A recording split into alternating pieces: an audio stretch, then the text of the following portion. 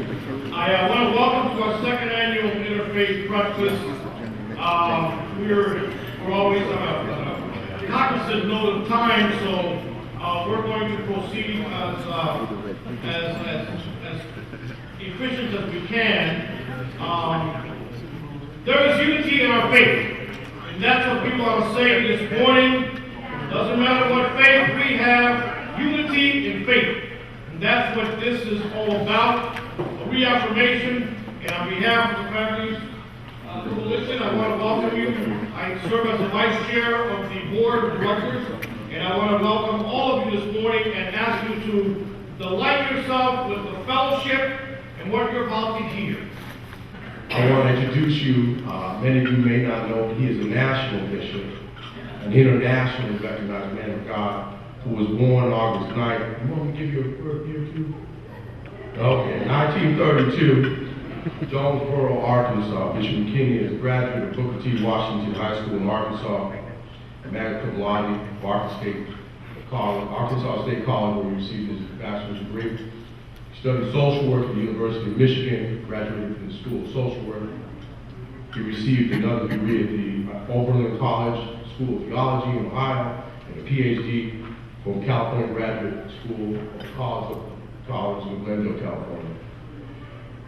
Bishop McKinney is the founder and pastor of St. Stephen's Cathedral Church of God in Christ, which he founded in 1962.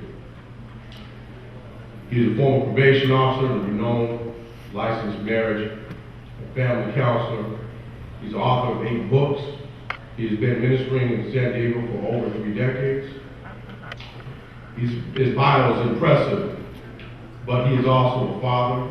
He was a husband to his wife for more than 45 years until she passed away. And he is a grandparent of 15, 5 sons. I think you will be blessed by his words. And I would just like us to all welcome the Honorable Bishop George Dallas McKinney.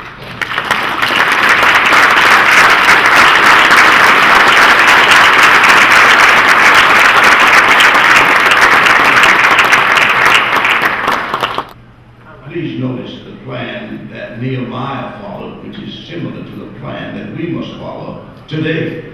First, he obtained resources to take back to Jerusalem to do the job that was before him.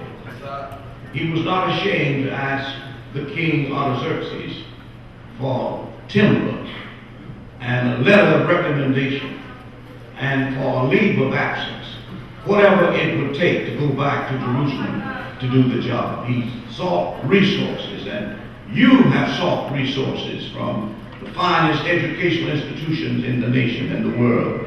You have been schooled and disciplined to deal with the problems of disintegration and malfunctioning that takes place in our cities.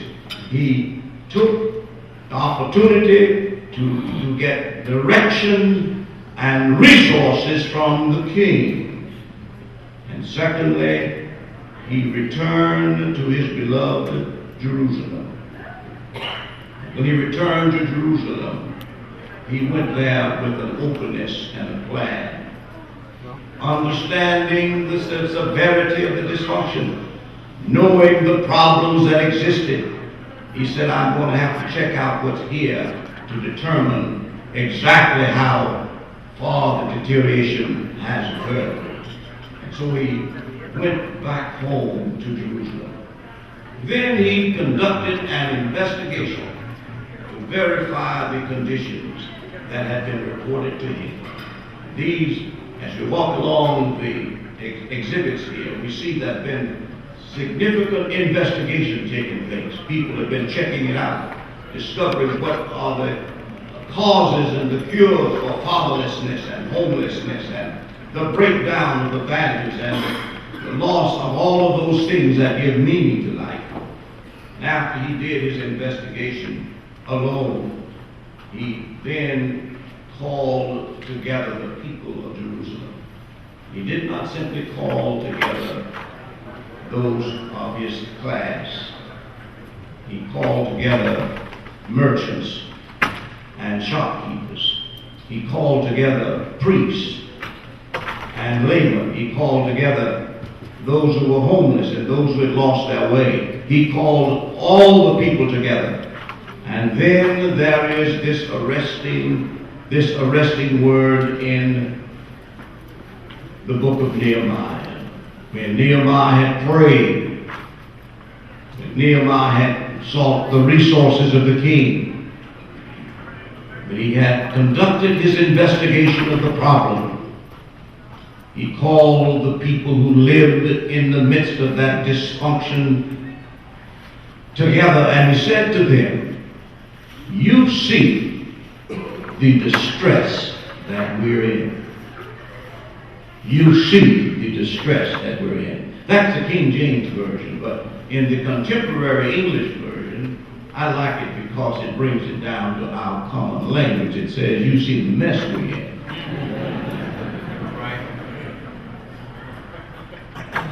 The gates are burned. The walls are down. Families are dysfunctional. The courts are not working. The schools are in trouble. You see the mess that we're in. And then, like a true social engineer, social worker, change agent, urban development director, he said, "All of y'all come on and join with me. Let's rebuild these walls. Let's bring this city back to its senses."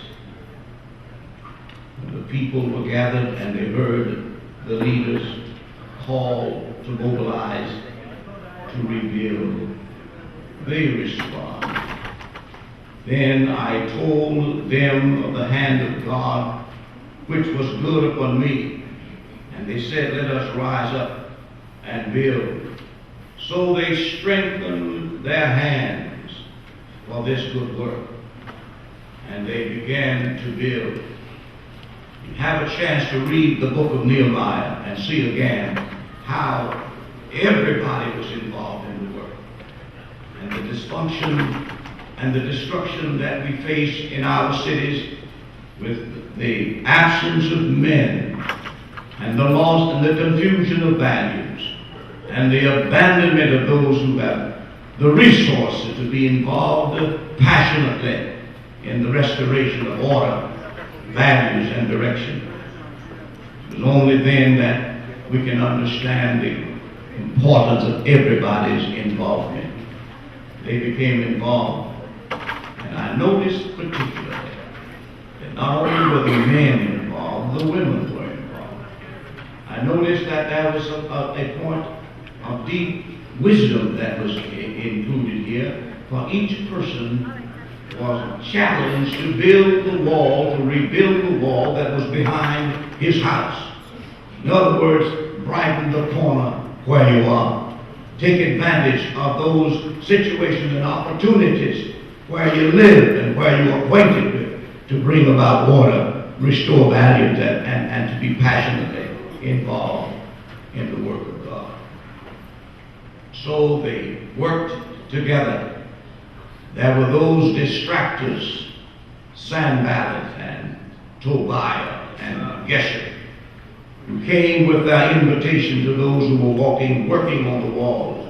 And as they were working and guarding, they had the trowel in one hand, construction tools in one hand, and spears and armament in the other, because they were not going to be distracted from the task of rebuilding the city of Jerusalem. Those who came saying, "Will you come down and let's discuss what you're doing here?" And Nehemiah and the leader said, "We are not coming down. We're doing a good work. And you're doing a good work. Fathers and families, don't let nothing distract you from the work that you've been assigned to do. Rebuild the walls." And it was done with a swiftness. It was done because there was the help of God with them. And the Bible says that Nehemiah, this social engineer, this urban development director, oversaw the rebuilding of the walls and the resetting of the gates in Jerusalem, and it took place in 52 days.